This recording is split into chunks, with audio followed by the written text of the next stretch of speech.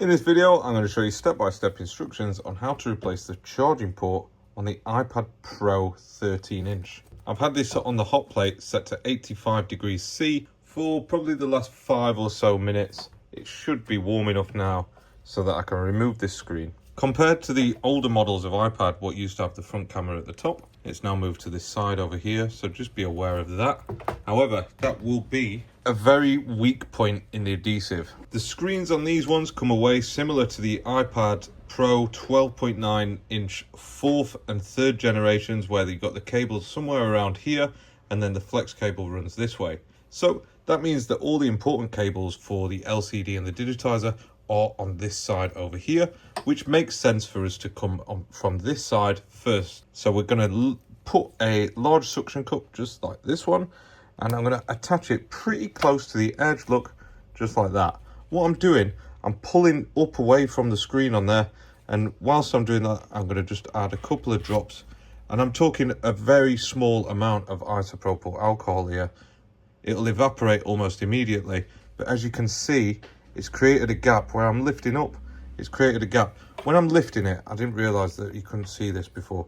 I've got my fingers like this, so I've got 4 fingers like that, and then I reach with the thumb, and then I'm sort of going that direction. I'm almost peeling the screen away from the frame, and as you can see, this is coming away really, really easily at this point. I saw a video the other day where somebody spent about half an hour taking an iPad screen off, and I think it doesn't have to be that difficult. Admittedly, right, the screens are expensive. I admit that, but they're a lot easier to remove than the Pro 12.9 first or second generations, which were extremely difficult. I'm going to carry on. I just moved the suction cup along a little bit, and I'm just going to carry on. So I'm just offering the guitar pick in a little bit, and then just running it through until it'll stop. If it does stop going in and it's too difficult to get in, then I'll add a little bit more isopropyl alcohol, and hopefully that means that we can now move it along again and keep things moving. Generally, it's coming off quite easily. I've got this bottom edge off now. I've got that side edge off. We'll work on this half now, and then the rest of it should come away and open up pretty easy from that left-hand edge. So I'll lift up again, add a little bit of isopropyl alcohol, and then just keep moving along. I'd estimate that this is going to take me I'd probably allow 10 minutes of time to remove this screen, but it doesn't take much longer. And I find that having it on the hot plate is quite time dependent too, because if you leave it on there too long, the backlight can start to warp a little bit. So minimizing the time that you keep it on the hot plate whilst maximizing the efficiency of the heat going through it is quite important. Now, I am noticing on this top area, similar to the bottom, that I've got a bit of resistance, so they get to maybe a quarter or a third of the way through, cutting through the adhesive. So at that point, I'll just add a little bit more alcohol, just a drop or two, lift up, maybe add a little bit more pressure, but just being very, very cautious as I go through, because this is the first time that I've removed one of these displays, and admittedly, I am a little bit nervous. So I'm using this to lift up the iPad. I'm not too worried about the weight of the iPad dropping down underneath me, because I've just checked how long this cable is here, and we've got a bit of room. Can you see that cable just there? Look, we've got a little bit of room, and we should be able to see this thing. It should start moving in a minute, so that we can get it off the... Can you see here? This is probably an important point to make. It's difficult to see, but that adhesive there is sort of cut away. Can you see it? It's not. It's neither stuck to the bottom nor the top. It's stuck to both sides. When it gets to there, just make sure that it's not a cable that you're cutting, and you can just snip the adhesive like that, and it just detaches it away from the screen or the frame, whichever it's most stuck to. Now, when it comes to this edge, what I'm going to do, I'm going to sort of pull that edge off. So what I'm doing, I'm pulling that way with this now. So I've got my finger on the frame of the phone, and then my thumb is pulling the suction cup, and it's creating a larger gap over here, and it should, if it's anything like the other iPad models, start coming away. If it doesn't, you may need to encourage it a little bit with a guitar pick. There is quite a lot of resistance there. So let's spin it round and we'll try from the bottom area. So I'm just going to go back down the bottom and cut that bit out again. And then if I can get around this corner, then I'll probably be lifting up and just work my way through real slow. Yeah, it's got through this side. As I said at the start of the video, the cables for the display are all running along this edge, so I'm not putting the pick in very far at all as I come down this edge. I'm just running it down very cautiously, lifting up as well. And that's come away quite nice. The adhesive there will be very thin. It seems that we've worked our way all the way around the four edges of the iPad. Now what I need to do, I need to lift this right hand side where the camera is so that we can get past the little booby trap of the proximity sensor. But you can see we've got hold of this now. We're in control of the situation. And the screen, apart from this little bit here where you can see some adhesive, has done that thing that I was saying about. Well, I'm just going to snip. Now look, this screen is separated from the iPad. You can see there's a flex cable there. We don't want to put too much pressure on that. So what I'm going to do, I'm just going to spin it like that. So there's that single crosshead screw just here. Go ahead and unscrew. Use some tweezers to lift out the little shield for it. Pop off the connector. Now that that's free, it means that we can open up the screen, just like opening the front page of your favorite encyclopedia. I say encyclopedia because it's much larger than your favorite novel, like this iPad Pro 13-inch. Let's get it over to the workbench where we'll swap out the charging port and hopefully get this thing charging again. So just for this shot, I'm going to go ultra wide camera because I'm running out of space in my work area. But we can lift up the screen like that. I always leave the suction cup on, right? And I'll show you why now. So you can flip it over. There's enough cable just here. That cable's really nice and thick, actually. And then we can just rest that down like that. And it's rested, it's good, it'll stay there. So the battery connector runs just along the bottom here, I'm going to guess. So I'm going to remove these 5 crosshead screws that are holding down this shield just here. What I do with these screws, look, I'm a bit of a cheat and I always stick them to the speaker. Somebody will probably say that that's a really bad thing to do. But I've done these for a long time and I've not had any problems just popping them on the speaker like that. It's a good magnet to store your screws instead of losing them. And then just remember that this one here is a little bit smaller than the other 4 that you remove. As long as you remember that, no harm will be done. Even though you're not going to do any harm putting a long screw in there or a short screw in there. It probably just won't fit. Now, when I said 5, I actually meant 6 because there's a screw just down here that I missed out. Sorry. And then we will lift that up. Looking at the way that this is laid out, I believe that the battery connector is this one just here. So we're going to get the plastic spudger and I'll check. I'm going to flip it over and have a look at it. Yeah, that's definitely a battery connector, which is a damn sight better than the screw-on type of batteries that we've had in other iPads, so that's quite exciting. So that is the battery, I suppose, disconnected. I can even get the multimeter on it real quick and just get a quick check on a voltage check on it. But there's no voltage coming out of there, and we've got voltage on the connector there. So that's the battery connector disconnected. That means that we can now unplug this one just here. That's one of the screen connectors. This one is another screen connector. And then it looks like these 2 are the digitizer connectors. I've not been asked to refurbish one of these glass yet, but that's the connectors for it. The adhesive looks different too. It's not very sticky. Unlike the Tessa tape on previous models, it looks more like the nasty gammy adhesive for iPhones. And very interestingly, and worth mentioning, this is the OLED screen. Look, you can see how thin that screen is. That's ridiculous. That's crazy. Wowza. We better be careful with that.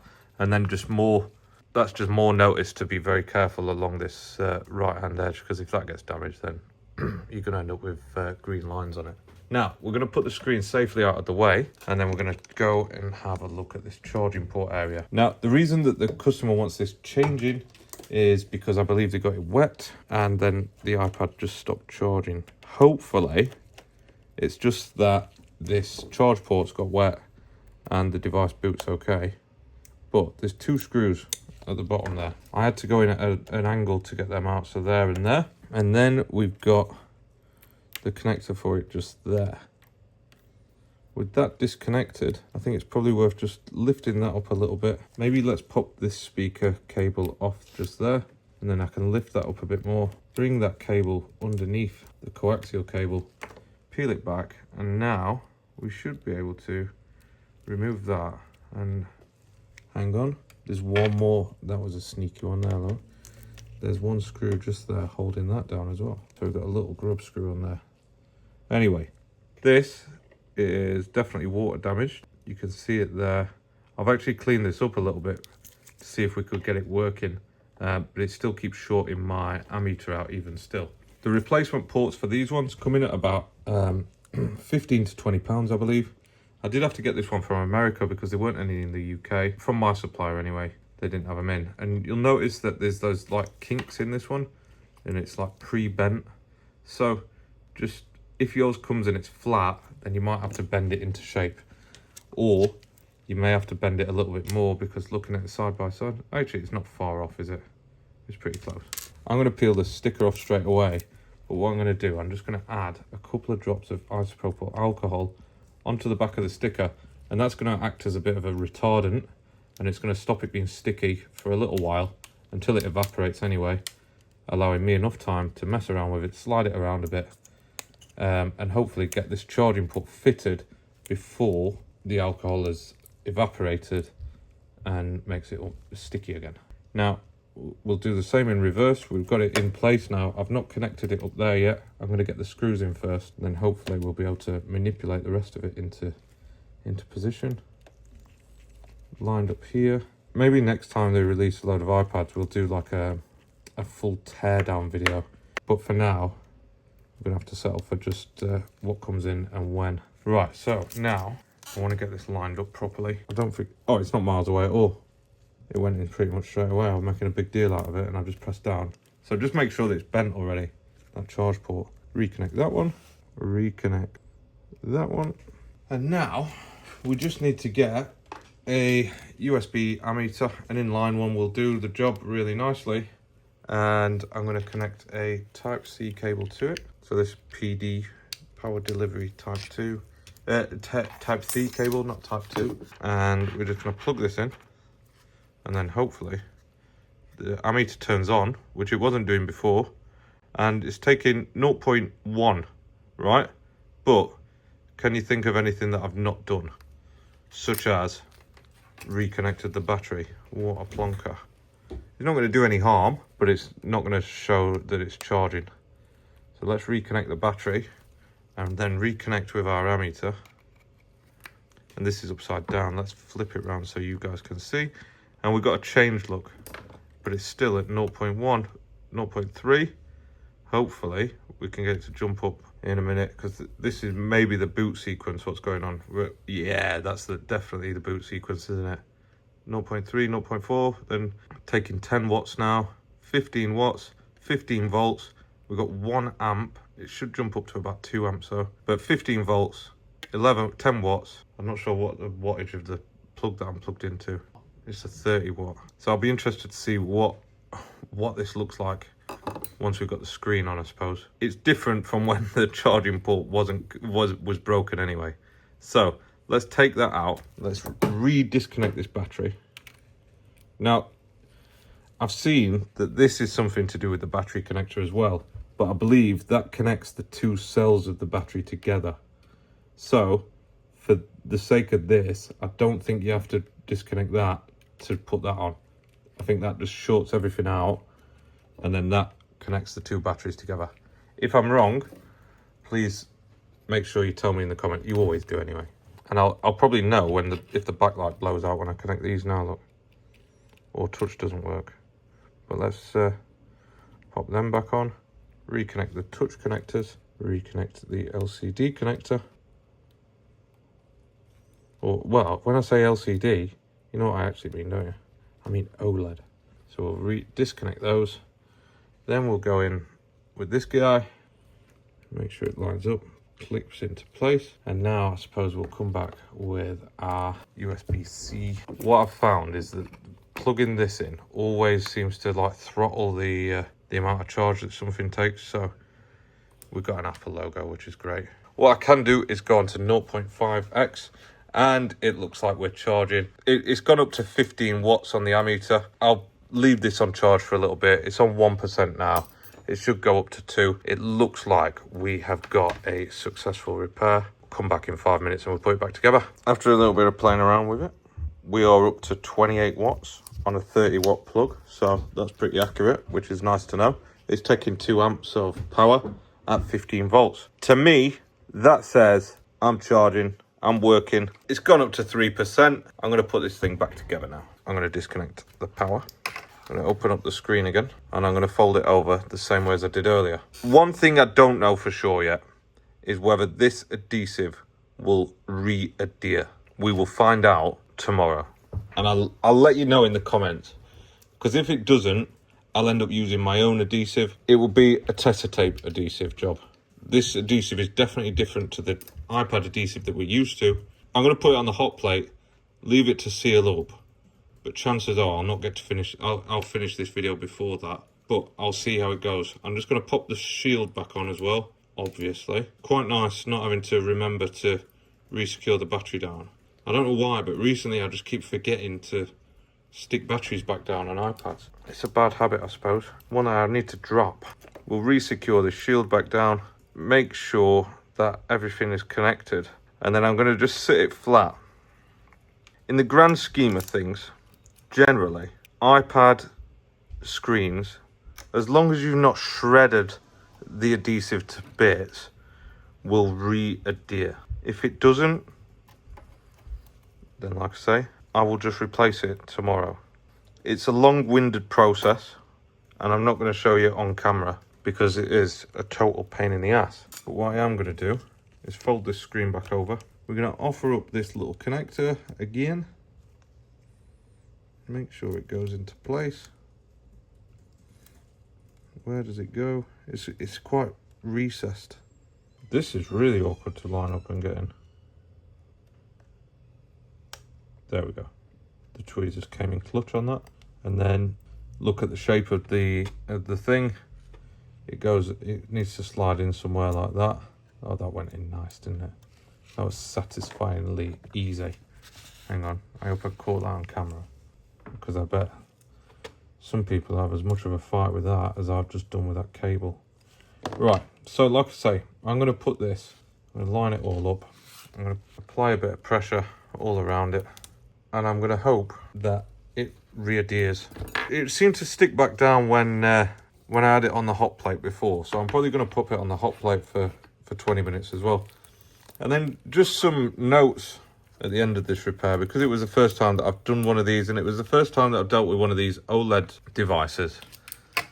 It is an OLED device, not an LCD device, so anything what I said where I was talking about LCD is probably not true. But yeah, enjoyable repair. Loved it. 10 out of 10. Send them all to me. Have a great day.